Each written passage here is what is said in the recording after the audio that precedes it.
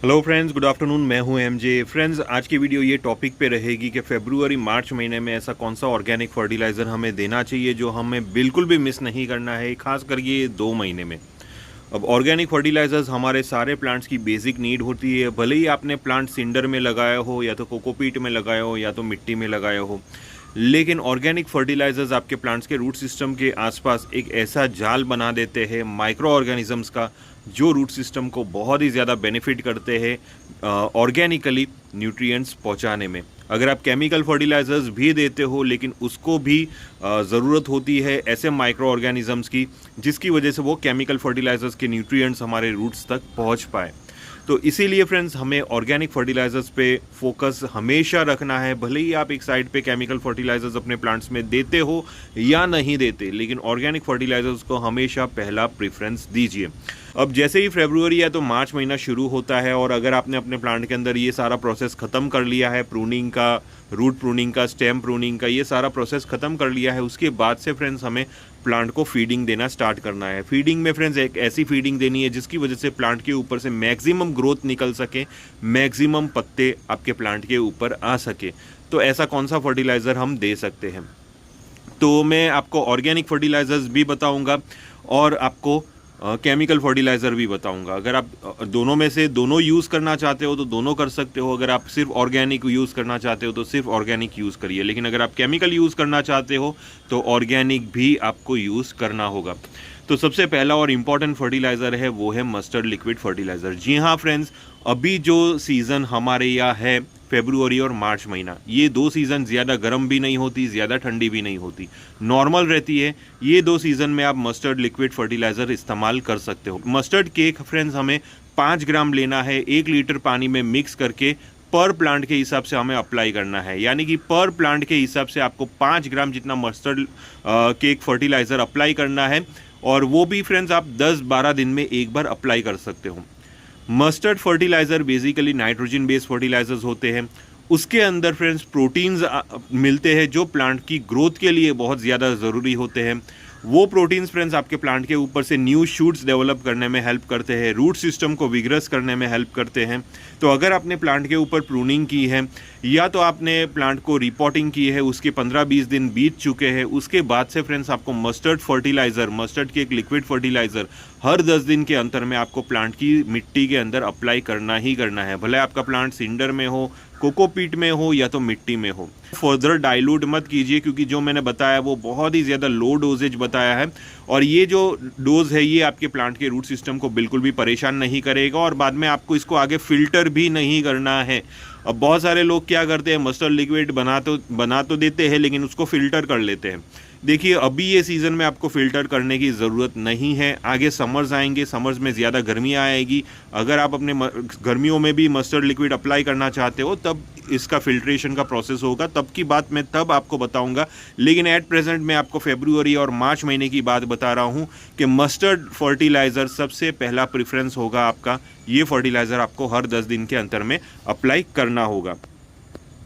अब बात आएगी दूसरा फर्टिलाइज़र है वो है लिक्विड फर्टिलाइज़र में काउडंग लिक्विड या तो वर्मी कॉम्पोस्ट लिक्विड, दोनों में से एक लिक्विड फर्टिलाइज़र आप अप्लाई कर सकते हो।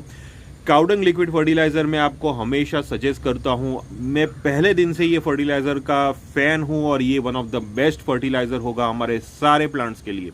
आपके इंडोर प्लांट्स हुए या तो आपके आउटडोर प्लांट्स हुए, फ्लावरिंग वाले प्लांट्स हुए या तो वेजिटेबल वाले प्लांट्स हुए, कोई भी प्लांट्स हुए, ये फर्टिलाइज़र बिल्कुल भी मिस मत करिए। काउडंग फर्टिलाइज़र भी बेसिकली नाइट्रोजन रिच फर्टिलाइज़र होता है। काउडंग लिक्विड बेसिकली फ्रेंड्स सिर्फ एक नाइट्रोजन रिच फर्टिलाइज़र ही नहीं है, उसके अंदर ऐसे एसिड्स भी मौजूद होते हैं जिसकी वजह से प्लांट की सॉइल के अंदर जो प्लांट की सॉइल की पीएच होती है वो थोड़ी सी न्यूट्रल बेस पे रहेगी। 6.5 to 7 के आसपास उसकी एसिडिटी लेवल मेंटेन होती है।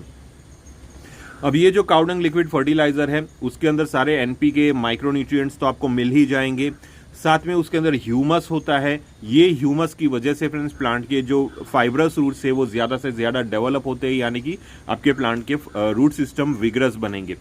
दूसरी चीज़, ये जो काउडंग लिक्विड फर्टिलाइज़र है ये एवरी वीक एक बार आप अपने प्लांट को प्रोवाइड कीजिए। लिक्विड फॉर्म में प्रोवाइड कीजिए, आपको इसको ग्रैन्युअल फॉर्म में हर बार प्रोवाइड करने की ज़रूरत नहीं है। लिक्विड फॉर्म में रेगुलरली प्रोवाइड करते रहोगे तो बाद में प्लांट को ईजिली इसके न्यूट्रिशंस अवेलेबल होंगे। ग्रेन्यूअल फॉर्म में अगर आप इसको प्रोवाइड करोगे तो होगा क्या कि उसको धीरे से सॉइल के अंदर डिकम्पोज होने में टाइम लगेगा।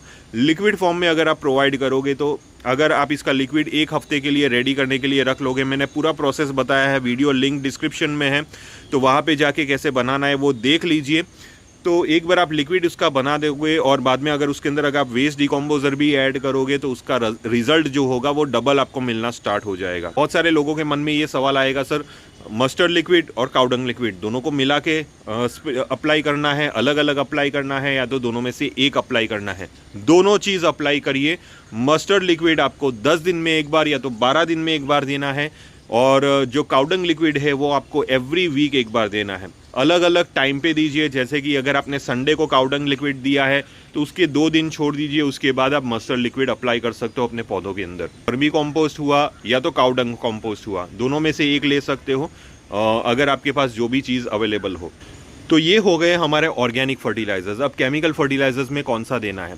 केमिकल फर्टिलाइजर्स में फ्रेंड्स मैंने आपको आगे भी बताया था रूजिस से रिलेटेड कि उसमें 1261 फर्टिलाइज़र और मैग्नीशियम सल्फेट, ये 2 फर्टिलाइज़र बेसिकली ये फरवरी और मार्च महीने के लिए हमारे जितने भी प्लांट्स हैं, हमारे रोजेज़ हुए, हाइबिस्कस हुए, या तो आपके कोई भी दूसरे फ्लावरिंग वाले प्लांट्स हुए जो आने वाली सीज़न में फ्लावरिंग करने वाले हैं, जिसको आपने रिपोर्टिंग ये सारे प्रोसेस कंप्लीट कर लिए हैं, वो प्लांट को भी आप 1261 और मैग्नीशियम सल्फेट दे सकते हो। ये जो सीज़न है, ये सीज़न बेसिकली आपके प्लांट के ऊपर से मैक्सिमम लीव्स लाने के लिए, मैक्सिमम ब्रांचेस लाने के लिए ये सीज़न होती है, और 1261 और मैग्नीशियम की वजह से आपके प्लांट के ऊपर से मैक्सिमम लीव्स निकलेंगे, रूट सिस्टम ज़्यादा डेवलप होंगे। जितने ज़्यादा रूट सिस्टम डेवलप होंगे प्लांट के ऊपर से, उतनी ही ज़्यादा ब्रांचेस निकलेगी, उतनी ही ज़्यादा लीव्स निकलेंगे, और जितने ज़्यादा लीव्स निकलेंगे प्लांट को उतनी ही मैग्नीशियम की ज़रूरत होगी, क्योंकि फोटोसिंथेसिस का प्रोसेस उसमें चालू हो जाएगा। फोटोसिंथेसिस के प्रोसेस को सही ढंग से परफॉर्म करने के लिए प्लांट को मैग्नीशियम की ज़रूरत होती है, तो मैग्नीशियम सल्फेट का स्प्रे ज़रूर करिए। अब ये अगर आप ऑर्गेनिक फर्टिलाइज़र दे रहे हो तो ये केमिकल फर्टिलाइजर्स कंटिन्यू रखिए। अगर आप ये केमिकल फर्टिलाइजर्स नहीं देना चाहते, सिर्फ ऑर्गेनिक फर्टिलाइज़र ये 2 चीज़ देना चाहते हो, तो ऑर्गेनिक फर्टिलाइज़र से भी काम होगा, लेकिन आपको बेस्ट से बेस्ट रिजल्ट चाहिए तो बाद में केमिकल फर्टिलाइजर्स का भी यूज़ करिए, आपको रिज़ल्ट अच्छा मिलेगा।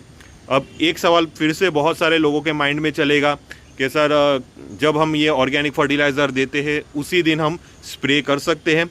जी हाँ, उसी दिन आप स्प्रे कर सकते हो, कोई दिक्कत नहीं है।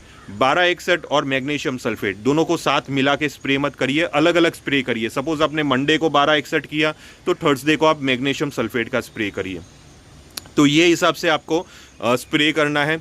अब मैंने स्प्रे क्यों बोला, मिट्टी के अंदर क्यों नहीं बोला? देखिए, मिट्टी के अंदर अभी आप ऑर्गेनिक फीडिंग दे रहे हो, उसको कंटिन्यू रखिए। अभी केमिकल फीडिंग अभी उसको मिट्टी के अंदर मत दीजिए। जितना ज़्यादा स्प्रे करोगे प्लांट को उतनी ही ईजीली ये फर्टिलाइजर्स मिलना शुरू हो जाएगा। स्प्रे के थ्रू केमिकल फर्टिलाइजर्स मिलना शुरू हो जाएगा और मिट्टी के अंदर ऑर्गेनिक फर्टिलाइजर्स मिलना शुरू हो जाएंगे, तो प्लांट ऊपर से और नीचे से दोनों साइड से बहुत ही अच्छे न्यूट्रिशंस ले पाएगा। और अभी ये 2 महीना जो है वो बेस्ट से बेस्ट फीडिंग आपको अपने प्लांट को करनी है, क्योंकि अभी सबसे ज़्यादा प्लांट को न्यूट्रिएंट्स की ज़रूरत होती है। तो ये मौका बिल्कुल भी मिस मत करिए। साल में सिर्फ 3 महीने ऐसे आपको मिलते हैं जब आपको अपने प्लांट को दबा के खाना देना है, अच्छी तरह उसको फर्टिलाइज करना है। ये 3 महीने आपको प्लांट को अच्छी तरह फीडिंग देनी है, जिसकी वजह से उसकी ग्रोथ मैक्सिमम हो सकती है। बाकी जो समर सीज़न की केयर आएगी वो आगे आती जाएगी, फर्टिलाइज़र कितना देना है, क्योंकि समर सीज़न में जैसे जैसे गर्मियाँ बढ़ेगी वैसे वैसे फर्टिलाइज़र के शेड्यूल में थोड़ा सा चेंज करना पड़ेगा। तो मैं आपको आगे ये सारी वीडियोज़ बताता रहूँगा। तो अगर आपको किसी भी टाइप का कन्फ्यूजन हुआ या टॉपिक से रिलेटेड, तो आप प्लीज़ मुझे इंस्टाग्राम पे मैसेज कर सकते हो, टेलीग्राम ग्रुप में ज्वाइन हो सकते हो, और ये वीडियो को शेयर करिए, चैनल को सब्सक्राइब करिए और ये वीडियो को लाइक भी करिए। टिल देन के लिए थैंक यू फ्रेंड्स और हैप्पी गार्डनिंग।